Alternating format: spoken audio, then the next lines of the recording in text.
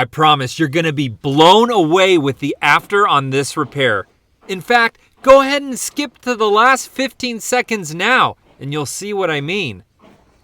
Okay, viewer, now that we got those guys out of here, you and I can really geek out with the ins and outs of this project. I'll also be answering some commonly asked questions regarding carpet restretching. I know many of you love these stretching videos, so I hope you'll learn a few things and enjoy the company this voiceover provides. All right, let's get at it. First, I'll address something I'm calling the width myth. While most carpets need stretching along the width of the roll, this job is a great example of ripples in all directions, length, width, and even diagonal. I've had scores of customers tell me they've watched their ripples creep day after day, changing spots. That brings us to Ripples 101. More often, carpet ripples form parallel to each other, and no matter how tempting, you should not attempt to remove by stapling. That'll just form little dimples everywhere. Nice on your face, but not on your floor. The same is true with poking holes in them to let the air out. I've seen every one of these attempted, and they just don't work. They have to be stretched out. Now the question that's always on everyone's mind. Why do ripples get there in the first place? Ready to start some controversy? Power stretching versus knee kicking. At least here in the States, if your carpet's rippled, you can stop blaming your carpet cleaner, kids, vacuum, or dogs doing zoomies. Chances are your carpet was only knee kicked and not power stretched. The proof is in the tasting of the pudding, people.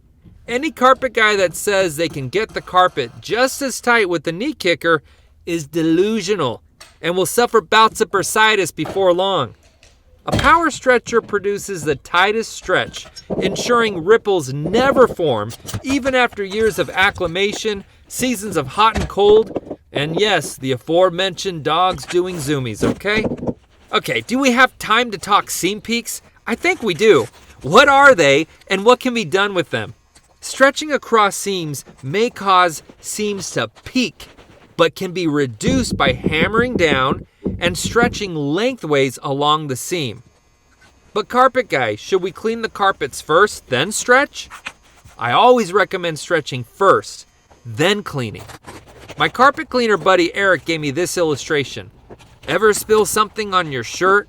How do you go about cleaning it until you can throw it in the wash? You pull the shirt down tightly, then you rub-a-dub scrub that little stain away. Same principle applies with your carpets. There'll be dark lines and texture variations over the ripples even after stretching.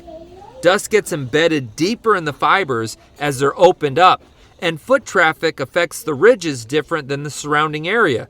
So better to clean after so that all evens out in the wash. Lastly, is it really worth it? Why not replace instead? My customer got a quote over $10,000 to replace just this room with another wool carpet. The room cost $300 to restretch plus cleaning, which my buddy Alan at High Tech Steamers took care of. And here it is, the after.